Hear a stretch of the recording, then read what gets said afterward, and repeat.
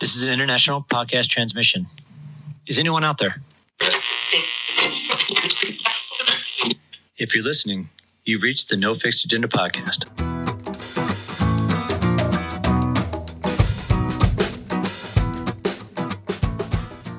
Hey everyone, welcome to No Fixed Agenda, presented by Bubs Naturals. I'm your host, Omar Hernandez. Oh, you are? You're Omar? Oh. Then I'm Big Sexy. I can be Big Sexy for a day? You can be Big Sexy dude. For a day. Ow, I love. For you, buddy? Jeez. I need like another foot of height, bro. I need salt and pepper beard, and I'm going to shave my head tomorrow, bro. This is it. This is it, dude. This is it. There you go, baby. Dreams are coming true. Yeah. Make a wish. Anyway, guys. You can't be cracking jokes like that, dude, when I'm freaking trying to take a sip of water or anything like that. Man. Your mic's going to be all dirty, bro. Sorry. The mic's gonna Well, today, dude, this is a good conversation. I geeked out. We are a little bit more technical in this conversation because we're talking gut health. Yes. And Omar's leaky butt. Leaky gut. Leaky guts. Jeez. Leaky guts. We're talking leaky gut, microbiome, root cause of gut health issues, everything. This is a really cool conversation, and you definitely geeked out. I think this was more of a personal gut health therapy session for you and trying to get all of her knowledge so that you understand what's going on. This was for nobody else except for yourself. That's not true. I was talking about clients, and yes, we did talk. First of all, we did talk about my leaky butt. And every conversation started with, well, what if I... Oh, God, no. But Sarah is very, very knowledgeable to the point where I think I will be reaching out to her and working with her on a one-on-one basis, but not just that. In my brain, I was working through several other issues of premenopausal, menopausal. We have a large audience in our community that are struggling with those things. Even the older age and the gentleman as well. For myself, yes, we did talk about leaky gut, not my leaky butt, but there was so much out there that we can provide in information, tips, knowledge on gut health and how much it actually impacts you from a gut health, and even neurological responses, and just overall health in general, from mood and depression and all these things. So I did geek out, to Jeff's point. Yes. So much so that I was like, dude, I want to work with this woman, and I might go get some certifications in gut health just because it was very, very useful information. Yeah, I actually worked with her when I interviewed her on my other podcasts a couple years ago. I was so intrigued by all the stuff, as you are, that I ended up doing a stool sample through her and talking with her about all of that stuff too. Found out I've got a little bit of gluten intolerance, which has not stopped me from eating breads, by the way. You eat pizza every other day, bro. Yeah, no, I'm an idiot. Yeah. So we were talking about not just Jeff's gut. And it also showed that I need to be eating a lot more colors in my food. Yes. So I am definitely down on the bottom of the scale when it comes to eating a lot of the fibrous and the variety of and things. the variety of stuff. So it was very, very cool information to know. And in the short amount of time that we had her on the show, and hopefully this is like a one of two conversation we're having with her. Well, she was open to it for sure. She's open to it for sure. And I think we could definitely expand upon some of the other stuff. And a lot of this conversation came with the Netflix special, How to Hack Your Health. How to Hack Your Gut Health. Yeah, Hack Your Health, which was all about gut health. And it was really cool to hear her perspective on what they talked about in the Netflix show, which wasn't far off. Was it what at all? So yeah, guys, I hope you guys get a lot out of this one. We are joined today by Sarah Barthel. She is a licensed nutritionist in gut health. So I hope you guys enjoy. This is No Fixed Agenda, brought to you by Bubs Natural. Their mission statement is simple: live better, live longer. Bubs helps fuel people to reach their maximum human potential through supplements sourced from nature's highest quality ingredients, while giving 10% of all proceeds back to charity. Learn more about their NSF Sports Certified Collagen Peptides and Electrolyte Drink Mix at bubsnaturals.com.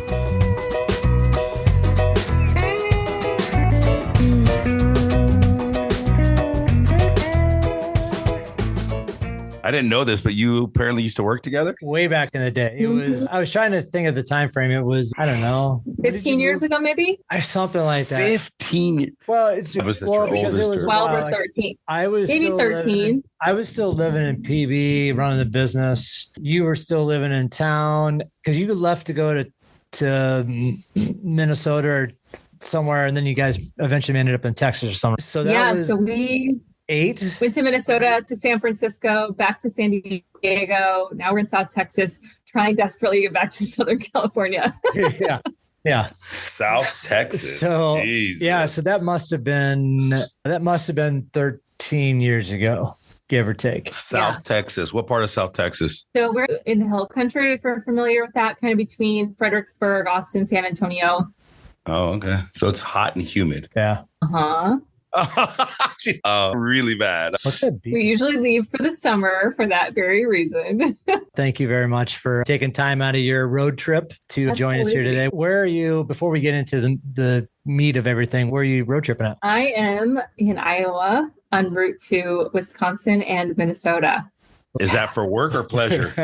We have friends and family. We both went to undergrad in Minneapolis, and my in-laws are in Minnesota. So really, we're just mostly escaping the Texas heat and just spending going time up to with friends Iowa's and family. heat and humidity, and then going up to Minnesota's heat and humidity. I get it. I know. Whatever. You And can't really escape it right now. It's a heat wave across the Bird-sized United States. mosquitoes.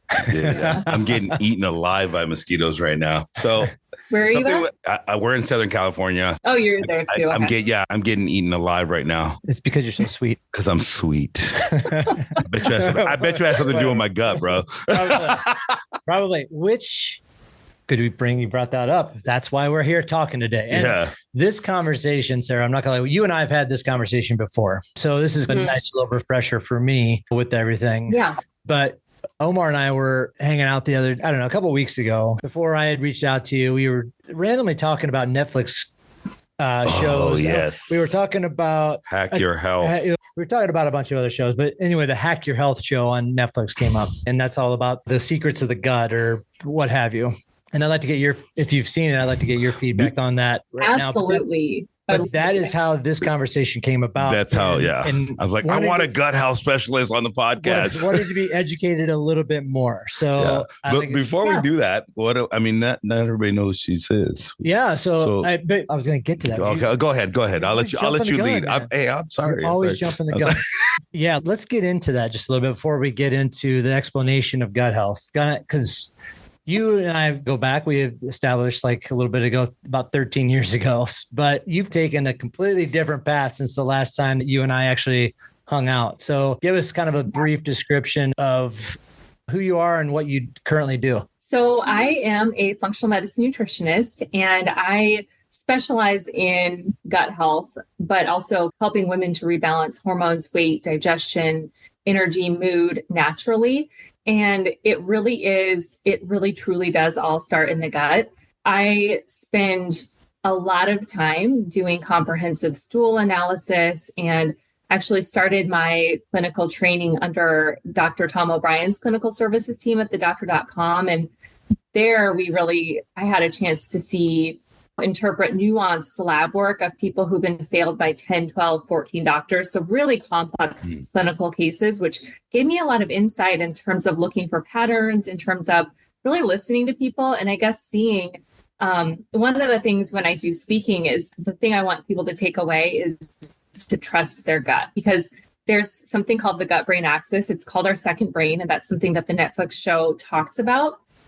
But there's also this sense of, and especially for women, for some reason, when they come to a doctor with weird growing laundry list of symptoms they can't quite pinpoint, usually they're brushed off or been told, here's an anti-anxiety med, here's a laxative, just covering up symptoms instead of getting to the root cause. And that is what I do. I put on my investigative hat, and one of the main tools that I love to use is gut testing, stool testing, because it tells us so much about what's going on in the body, your immune system, your inflammation, your ability to digest and absorb the nutrients you're eating. If you've got autoimmunity, if there's inflammation crossing the blood-brain barrier, fire in the gut means fire in the brain. So it affects other parts of your body. It doesn't just stay in the gut.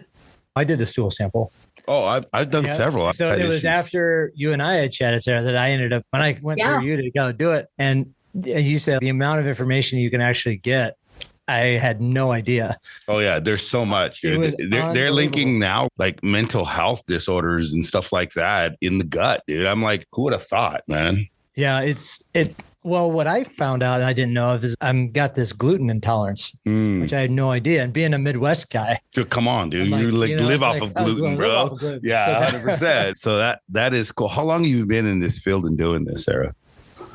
I've been doing this for about 8 years. So it was a career transition for me, which started when I was basically in the same position and experiencing all these gut skin symptoms. And I was at the time, I was an Ironman, like I was an healthy endurance racer, green smoothie drinking, and I was having all kinds of issues. And so it was just this frustrating, helpless feeling.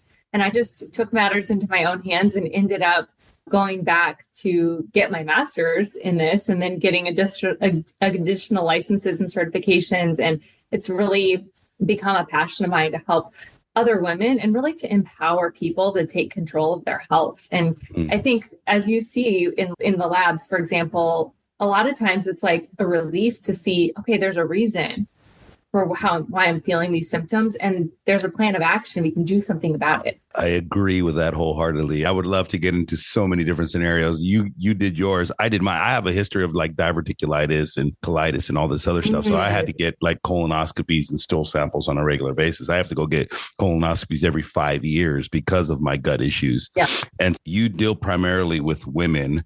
And I want to talk a lot about that. But I also want to get into my own selfish questions. Yeah. So I can learn and share with our audience Omo's gut health issue. But right now live on the podcast. My background is actually in counseling psych as well. So that's one of the things. So I don't have a couch here, Sarah, but you don't make me cry. I'm easy to cry. You can brain thing though. Yeah. I wanted to go back to what you mentioned about the brain, like the mood issues. Yeah. And I think one of the things people don't realize is that our neurotransmitters, 90% of them are produced by our gut bacteria. They're not made in our brain. They're made by our gut. And so that's wild. And most of the vagus nerve, it's communicating up from the gut to the brain and not the other way around. Yeah, that I knew we were what we ate because I used to be very large, right? And I dropped 160 pounds and all this other stuff, but I did it in a very aggressive, unhealthy manner. And so there's a lot of things that happened as a result. I became lactose intolerant and other issues started happening. And now I have a shrimp allergy that I never had, right? I have a lactose intolerant issue that I never really had growing up. And there's certain foods that just irritate the hell out of my gut. But I see this happening in the fitness space more and more because of all the fad diets out there. And so I'm a fitness coach and my first question is like, you see a lot of these diets and these fad diets out there, carnivore diet, vegan, all this other stuff. Talk to us how that's impacting on average and what you've seen in your field. Is that impacting the gut health? Is it not? Is it helping it? Is it making it worse? What are you seeing in that area? Totally.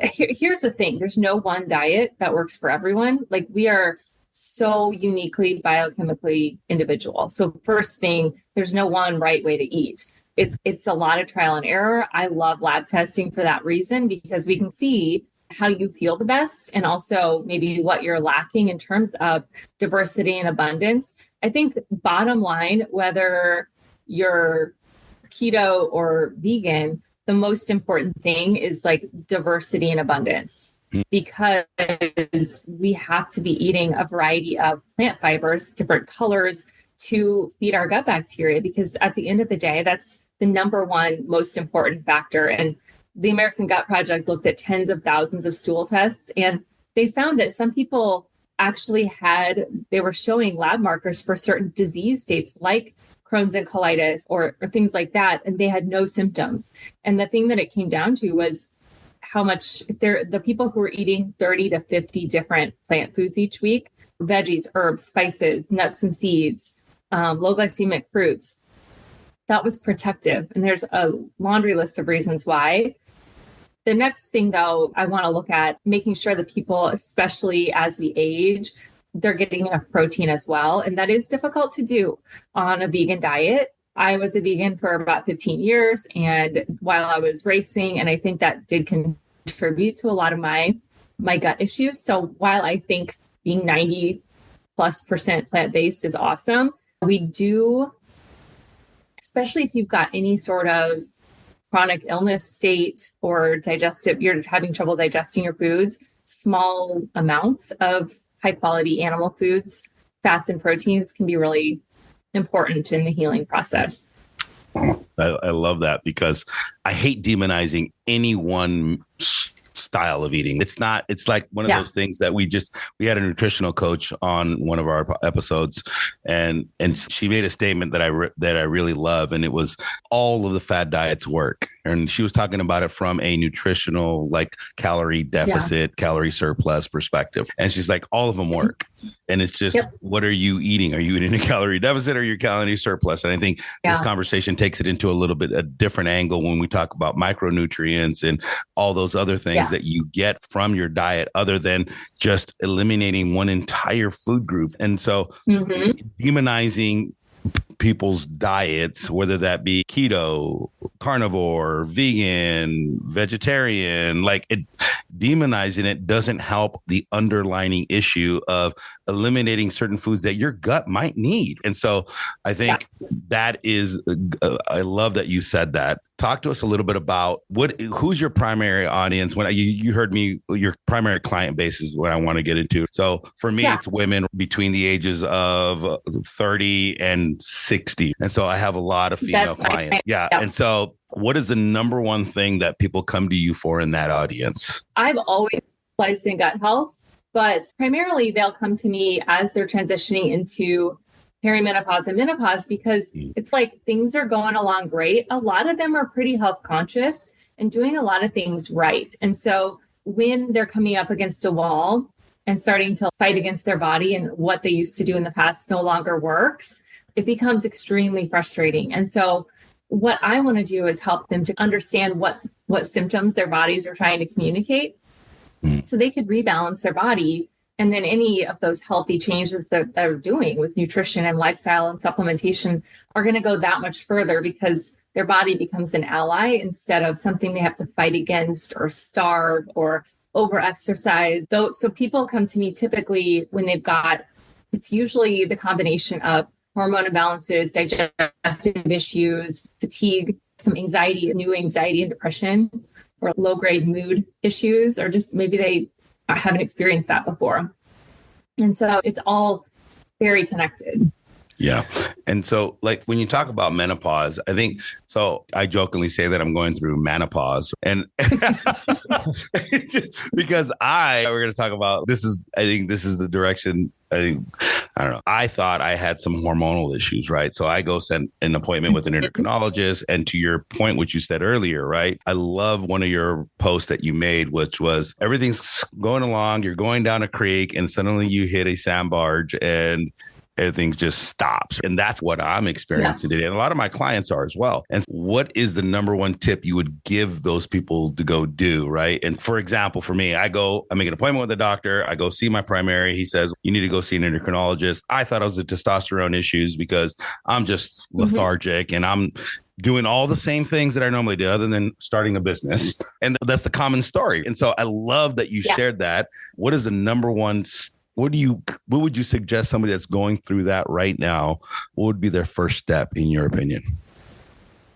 So I would start with just a comprehensive metabolic blood panel and a stool test, because that combination can tell us so much. I promise you, I could tell you more about your body through those pieces of data than you ever wanted to know, than your doctor has ever shared with you. And it can give us some guidance into what direction or what else we need to pursue in terms of what's going on with the stool test. And I think what started this conversation was the Netflix gut documentary. Yeah. And some of the things, there was like a woman struggling with food sensitivity. She was down to 10 or 15 foods. There was a woman struggling with weight loss, and all of these things. I want to see what's going on in terms of a stool test will tell us markers of inflammation, your secretory IgA, your immune function in your gut. It can show us digestive. Are you having trouble digesting, breaking down, and absorbing fats? Like is your gallbladder sluggish? Stomach acid. Do you have low stomach acid, maybe from a thyroid disease or stomach inflammation or just age, where you're not breaking down? You're eating protein, but you're not breaking it down.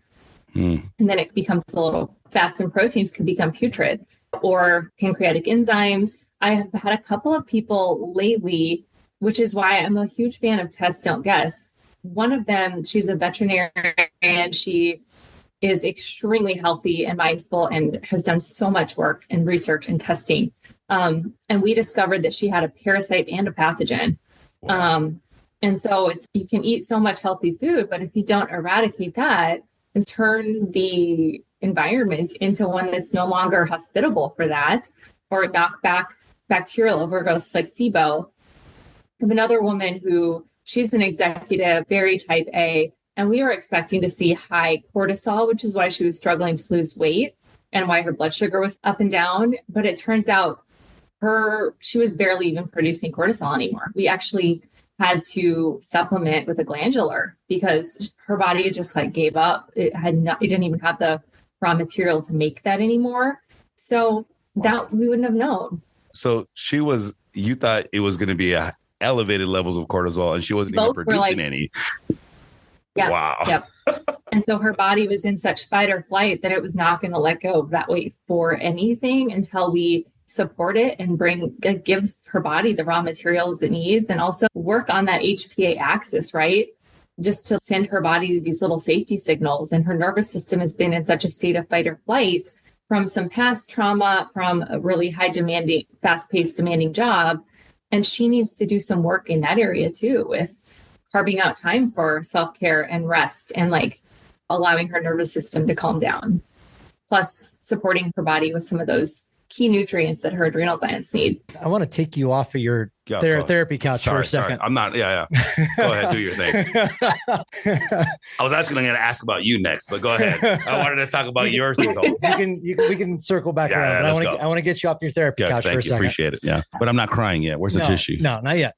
So I want to bring this back just a little bit, because it feeds into, again, the Netflix special that we were watching and everything else. But the big thing is, a lot of the nutritional stuff now, as you said it before, root cause or the gut microbiome and stuff. So I would like to get a little bit more explanation on your end, what that is, just from a general perspective, right? It's from the most basic element that we can look at it.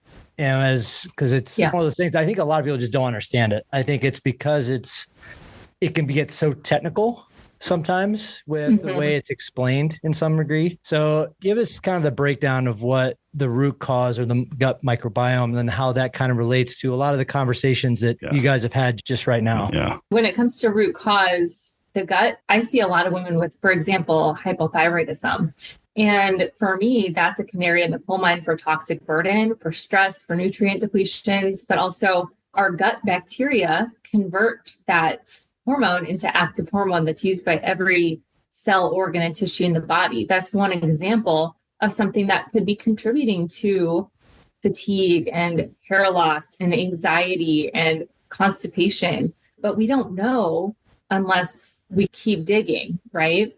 We could give this person a laxative or an anti-anxiety med, but there's more to the story. And we have to look at all these areas. Making sure they've got the nutrients that the gland needs to produce those hormones. When it comes to gut bacteria, when we're looking at root causes, I see a lot of hormone imbalances. And a lot of people don't know there's certain enzymes in the gut that actually process estrogens and toxins. Estrogens get processed like a toxin. And so if we don't have enough of those, they don't get processed. They get recirculated, reactivated. And it could lead to symptoms of estrogen dominance and high toxic burden on the body. And it can lead down that path of hormone issues. When it comes to, there was a woman on the Netflix documentary who was down to 10 to 15 foods, and she couldn't eat any, couldn't tolerate anything. And so one of the things that they talked about, and one of the things that I like to do, is just challenge people to turn it into a game and just start to increase their diversity again. Maybe those highly reactive foods aren't the best. Things like gluten, dairy, corn, soy, processed sugar, those are shades. It depends on what you're able to process. But when it comes to the veggies and herbs and spices that we talked about, usually when people are sensitive to that, it's collateral damage from leaky gut.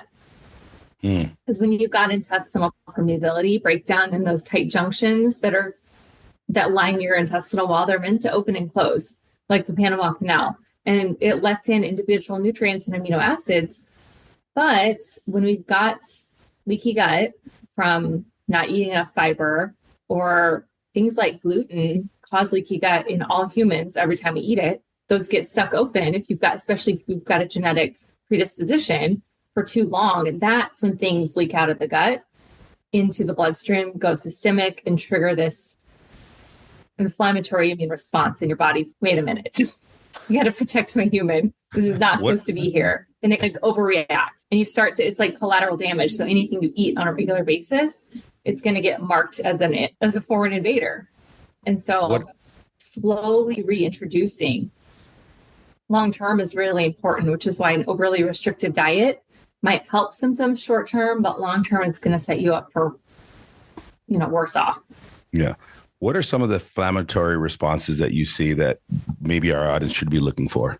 So when you say inflammatory responses, what are some of those symptoms? Yeah. So I think that a common misconception with leaky gut or digestive issues is that people are like, I don't have any gut issues. I don't have bloating. I go to the bathroom every day. I'm fine. That's only about 20% of leaky gut. I like to say it's not Vegas. What happens in the gut does not stay in the gut because of that leaky gut. I love that post, by the way. I love that. I love that post. What happens in the gut doesn't stay in the gut.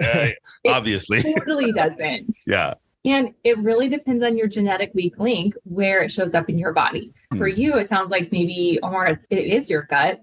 For someone else, it might be their thyroid, their brain, their skin, their joints. It really just attacks the genetic weak link when there is an inflammatory immune response. And also leaky gut is the gateway to autoimmune disease, where your immune system starts to attack its own tissue inadvertently because it gets a little overzealous in protecting you. And she said leaky gut, not leaky butt. Oh, what's the difference? I'm asking for a friend. I don't know. I'm asking for a friend. Yeah. Jesus. Thank you. For the people that follow me, if you have autoimmune disease, you have leaky gut. That is Dr. What do you mean by Alessio leaky gut? What does that mean? So that's where our intestinal lining is one single epithelial layer thick. So it's really thin, and so it turns over quickly and repairs. But they're meant to open and close to let in individual nutrients and individual amino acids from our small intestine, where there's these little microvilli, these little hair-like projections, and that's what absorbs our nutrients. So they open and close to let in these individual nutrients and amino acids, but pathogenic intestinal permeability is when it gets stuck open for too long, or maybe it breaks down faster than it can repair, or maybe you don't eat enough fiber. And that's one of the things too that they talked about in this documentary, that the reason we eat fiber, it's not for our human body. We can't even digest it. Because when we eat too much processed food or low fiber foods, it actually gets broken down really quick. Spikes our blood sugar, which is a whole other issue with spiking insulin and fat storage hormones and even anxiety, things like that. But when we eat fiber or resistant starch, it slowly breaks down as it goes through our stomach, our small intestine, and reaches our colon. And that's where we're feeding our gut bacteria, not ourselves, really, because it resists digestion. We can't even digest it ourselves. We need our bacteria, called our microbiome, to break down those foods so we can get those those nutrients and those vitamins and minerals from them when we don't feed them enough fiber. And current recommendations are 28 to 40 grams a day, but typical Americans are eating about 15 grams on average.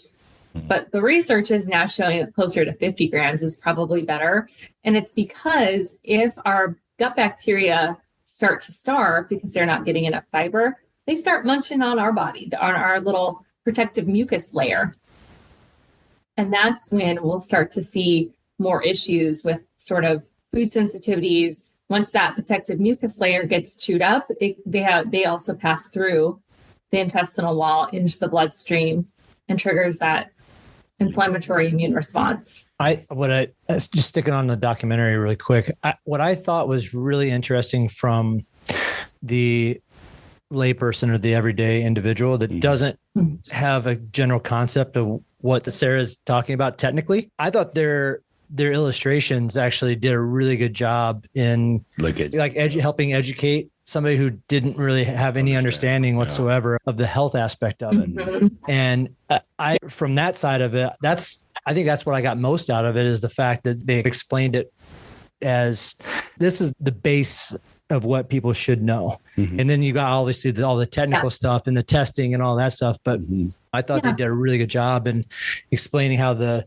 inflammatory stuff and what you eat and the fibers and I think one of those illustrations was the fiber and if not getting enough of it and how that eats away. And I thought that was really cool and how they explained all of that. Yeah. So I think it was very cool. I watched those documentaries with the skeptic set of eyes, and it's just because it's too. They always have an angle. Yeah, exactly. That's exactly. There's an angle for it. Is this the angle for beef? The beef industry? Is this the angle for the produce industry? Is this the angle for funding this? Yeah.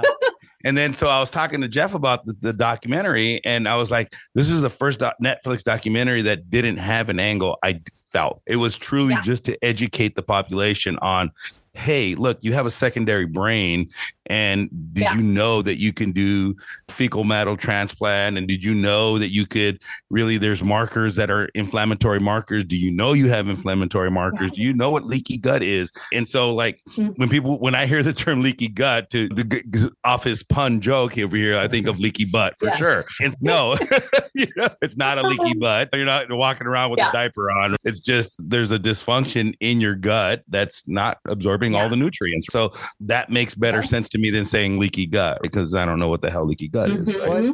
From your perspective, what were they pretty accurate from what you talk about in your teachings and to your clientele and stuff? Would they match up a little bit, or is it lean a little bit more one way or the other? I saw a lot of things like in some of the case studies and some of the people that were talking. I certainly saw some of my clients in those stories, and they're not uncommon stories, right? Like the woman, Kimmy, who couldn't lose weight, going to the gym, she'd lose some weight and then gain even more. And that is really common and really frustrating. And it's usually something to do with a combination of factors, right? What's going on with your blood sugar and insulin resistance, thyroid, and also there's certain gut bacteria that we can look and see, what is your ratio of Firmicutes to Bacteroidetes bacteria? Because that's going to cause your body to harvest more calories than the next guy who's eating the same exact food. So your body is actually more efficient, your gut bacteria are more efficient at harvesting those calories. We can look at proteobacteria, for example. They house inflammatory bacteria like Clostridia that make you have wonky blood sugar. And that's going to set you up for more cravings. And they talked about too, hunger and satiety hormones. And that's something too, we can really control with what we eat and turn those on and keep our blood sugar stable. It comes down to variety and diversity. I would say 90% of the time, that's the one thing that people could do, because we all get stuck in a rut with like our favorite 7 foods, right? Just eat them over and over. I think that's like a nutritional coach thing. If you guys struggle like tracking, just eat the same things over and over again. And you're saying polar opposite, but go ahead. Yeah. I think just pick, for example, with food sensitivities, it's tough to figure out because an allergy is an IgE reaction. So it's like immediate. You get a rash, your throat closes up, but a food sensitivity can be delayed by up to 3 days or 72 hours. And so that's why rotation, at least use a frame of reference. Pick 3 breakfasts, 3 lunches, 3 dinners, if that's your thing, and just rotate those. Just don't eat the same things every single day. And maybe swap out different veggies with it, or different protein, different herbs and spices. It's summer, there's fresh herbs and spices everywhere. See where you can sneak those in. And it's really not even about an entire serving, like a bite here, a sprinkle there. One of the gals on the movie, I think, who can't tolerate anything, was just eating like 2 or 3 beans or lentils, like just a little, like microdosing. She was microdosing. Yeah, that was that. I love that. Yeah. And actually, that was the reason why I started reintroducing dairy products into my diet, was because of that piece. And I was like, because I was never lactose intolerant. I grew up eating beans and rice and dairy products, bro. There's no way.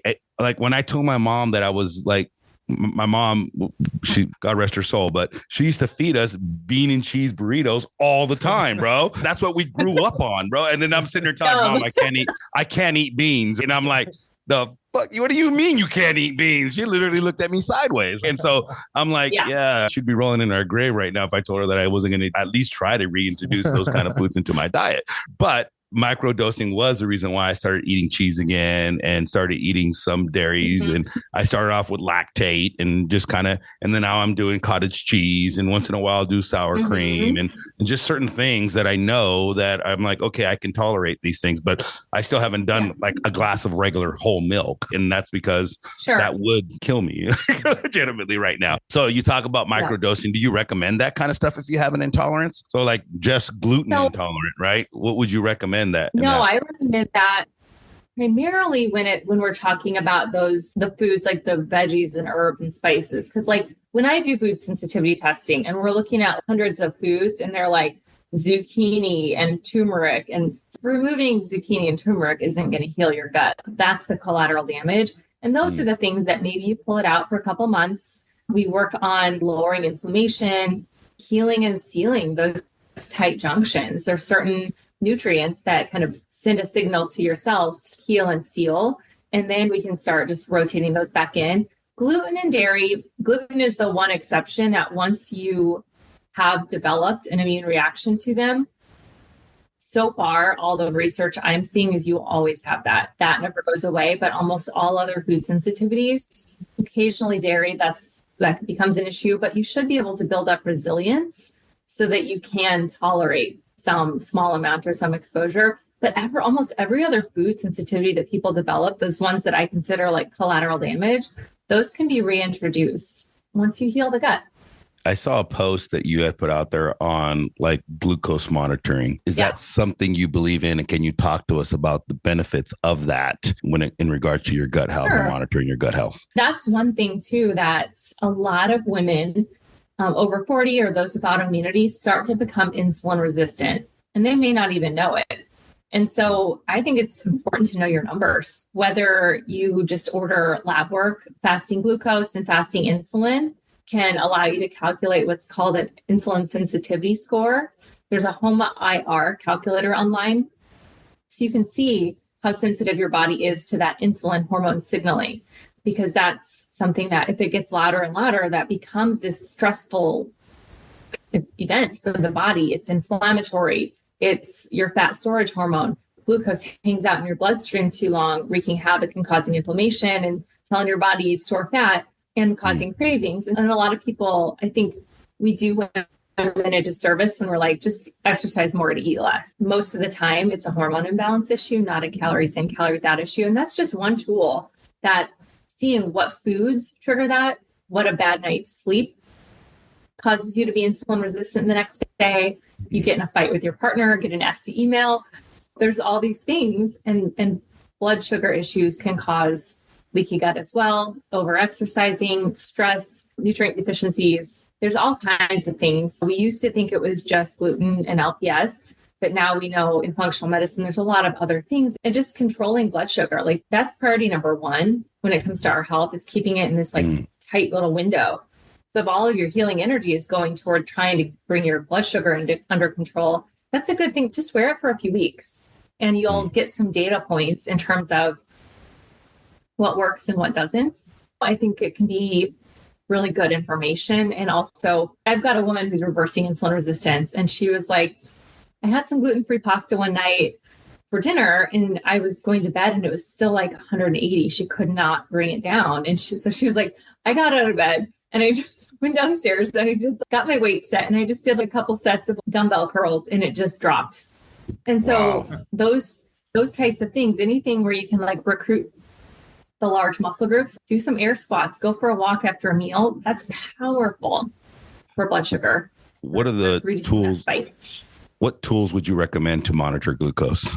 Do you promote any of them? And if so, feel free to share on. I personally have used Keto Mojo, and what is the primary one for people with diabetes?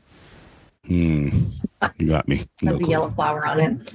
Anyway, there's one site that I have that doesn't require a prescription. And so usually I'll just have someone test it.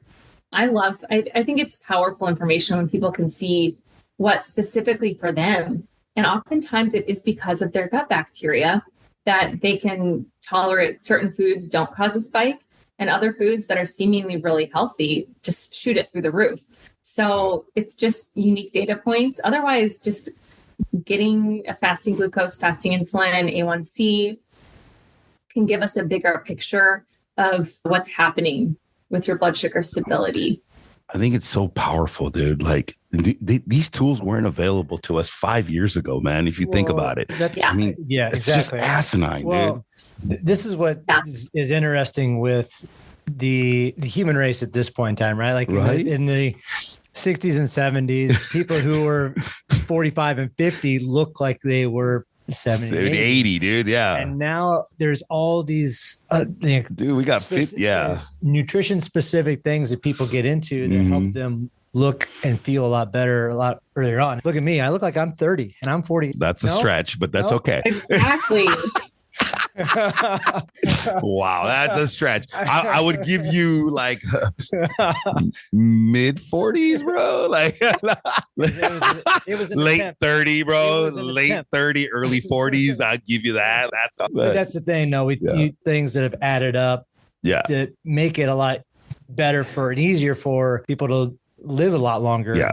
And treat their bodies a lot better versus it's amazing like the stuff that's available now versus when we were growing up. Right? 100%, dude. And for me, it's so powerful to know you can literally, how do you know you have a glucose issue? You can go buy a monitor online with no prescription, no doctor needed, and literally find out if certain foods in your diet are spiking your glucose throughout the day. Or you're creating so much damage because you're working out 5 times a day. And so it's so cool to see that stuff. And back in the day, heck, when I got in the industry over 8 years ago, bro, it was like, just eat less, eat fruits and vegetables, eat lean proteins, monitor your fats, and work out 5 times a week. And those are still very good tips to give somebody. But if you have somebody that has a glucose issue and they're diabetic, I've worked with several diabetics, my mother in particular, giving her a high intensity workout where her sugar dropped so low. And then all of a sudden she's had these huge cravings and she would go home and binge because she needed those.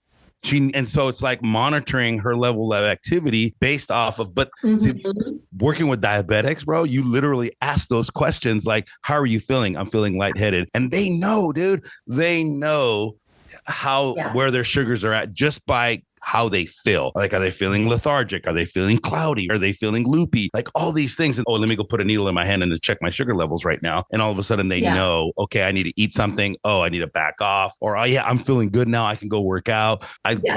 When that documentary came out, it spoke so much to me as a fitness coach, but it also spoke to me on, I don't know enough.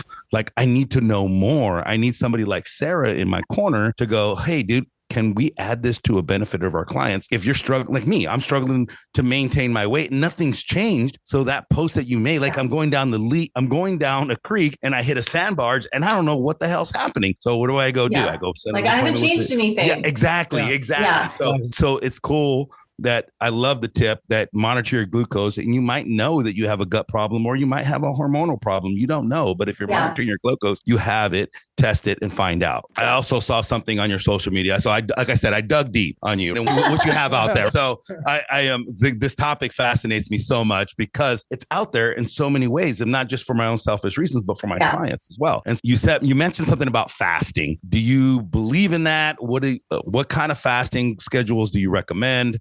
Do you recommend somebody come out the gate fasting out the gate? Because I hear that so much in our industry. I do fast. I'm a 16-8. I'm this. I'm that. Intermittent faster. I'm an intermittent faster. Yeah. Okay. Does that mean you're not eating for 16 hours and you binge on one fat meal? And does that mean, intermittent fasting nowadays is I can eat whatever the hell I got because I'm only eating once a day. Really, what does that look like? So talk to us about, do you believe that there's a benefit to the gut in a fasting schedule? And if so, how do you recommend somebody would approach that? So first, I think knowing your numbers, because a lot of women I work with, like I mentioned, if your blood sugar if you have high blood sugar, you could probably benefit from some longer periods of depleting those glycogen stores, the glycogen, the insulin, the glucose, the cortisol that gets stored in our liver and our muscles and our cells. And then when you eat again, there's somewhere for it to go. But I also see women who have classic hypoglycemia, like reactive hypoglycemia. And they're the women who maybe are a normal weight, who are get up in the morning, they're not hungry, they sip on coffee all morning. And then all of a sudden, at some point, late morning, their blood sugar just drops out from under them. They become hangry or shaky. That's equally stressful for the body. So if you fix your blood sugar issues first, and then I think there can be some powerful healing that can go from at least start with 12 hours from when you finish dinner to overnight till you eat breakfast. Getting used to that should be more days than not. From there, I think women need to be a little bit more nuanced when it comes to a fasting schedule, because most of the research has been done on men. And our hormones are much more sensitive to stress. Our cortisol hormones are very sensitive. And that could be portrayed as a stressful event, especially if you're already maybe under emotional stress at work, exercising hard, doing sauna and cold plunges. That could be something that's going to be counterproductive for you, can cause you to gain weight.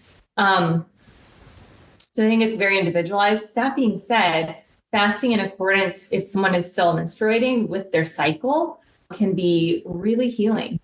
And an occasional, maybe seasonal fast of 24 hours, when there's gut issues, that actually causes an intestinal stem cell reset.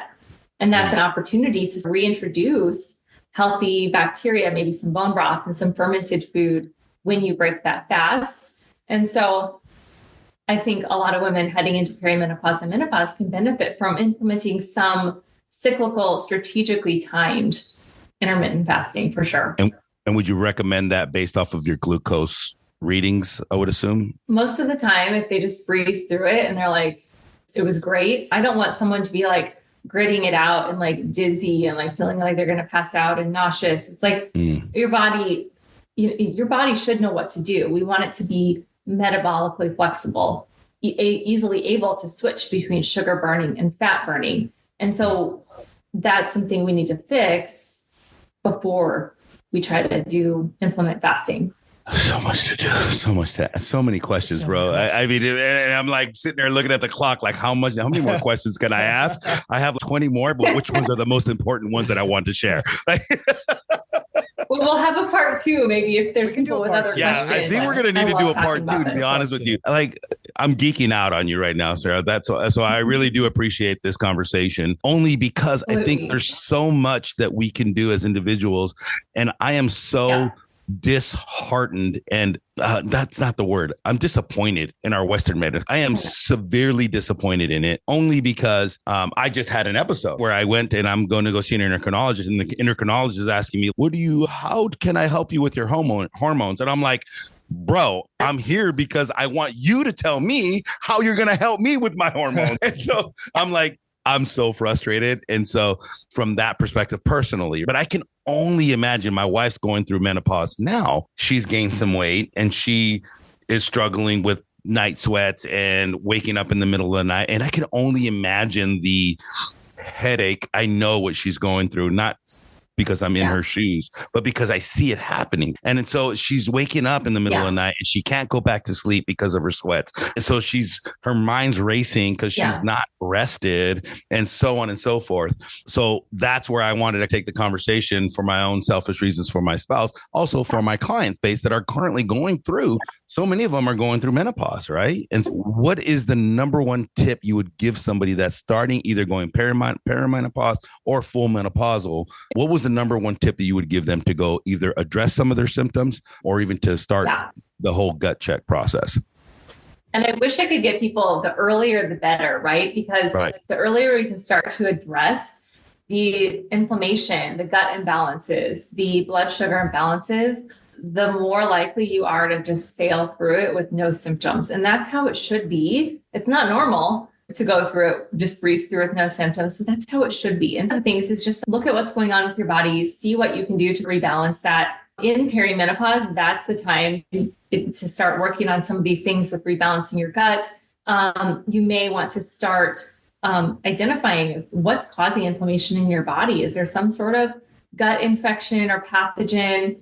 You may need to switch your exercise routine. So this is where steady state cardio, like my former ultra endurance racing days, it becomes counterproductive for many women because it spikes this cortisol hormone. So maybe you need to switch over to more walking, yoga, weightlifting. Weightlifting and more protein and more weightlifting and then an anti-inflammatory diet with like loads of variety, diversity, and color. Those are probably the most powerful things you can do to keep your metabolism on point, to lower inflammation, to keep your gut bacteria happy, and therefore all the other areas of your body, including your brain and inflammation and weight and everything. Those are two things that most women aren't getting enough protein or maybe aren't digesting and absorbing it. And a stool test can see your digestive insufficiency, but they're still like former cardio queens and thinking that's going to do it, but it's actually spiking cortisol, which then burns muscle and amino acids and minerals. And it just like creates this vicious cycle. So I would say sleep too. And that's going to help with sleep, but sleep is also going to help with everything else. That's when we repair our body and our brain. Yeah. Weight training is underrated. Is critical. It's so in my underrated, opinion. bro. Yeah. And it's so hard to convince a woman to weight train because the number one thing that was out there is I'm going to look like a dude. You want me to lift this? I'm going to look like a guy. And it's no, you're not going to look like a guy because it depends on what you're eating. That's going to, I can sit there and have you deadlift, get your CNS to be able to deadlift, double your body weight, and you will look just as feminine as if you were a cardio queen. Right? But I love that you said that, by the way. Anyway, that in my opinion is critical to age well, to have better improved metabolism and blood sugar, to get the body composition, the lean composition you're looking for. It's just, more high quality protein and strength training. You are a former and then endurance variety and diversity. Yeah. Yes. Variety and diversity. She keeps on going back to that, dude. It's Eat like the rainbow, right? She's going the first time. Just eat the rainbow. Eat the rainbow, bro. That's foundational to everything else. Yeah. Sarah, I really appreciate you getting on here. I think we are going to have a part 2. Yeah, we are. Omar, I can see Omar. The wheels are turning here. He's got so many more questions. So much, right? And before we hang up, though, I definitely want to get people to know how they can find you. Do you work with people online? Tell us about your services so that our audience can reach out to you. Primarily, for my selfish reasons, again, on my client base and what that looks like in my community. So do you take on online clients, all that stuff? Yeah. If they have questions or if you or your wife want to do a stool test, we could go over all the markers, but just let me know what you want that to look like. But I have a virtual practice, vibrantvia.com. You can find me on social media, Instagram and Facebook at Sarah Beth Barthel.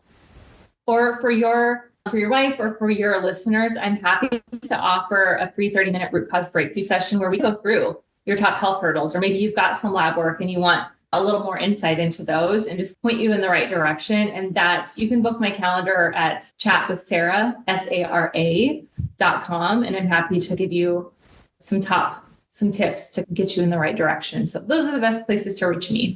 We'll put those in the show notes, just so we have those in writing. So that'll help out everything. But again, I think we look at a part 2 here eventually. Yeah. for your time Sounds today, good. Sarah. Thank you. Thank you so much, Sarah. So much. Absolutely. Very informative. And it's Good to always see you good to guys. see you. It's always Yeah. good to see you. You too. Thank All you so right, much.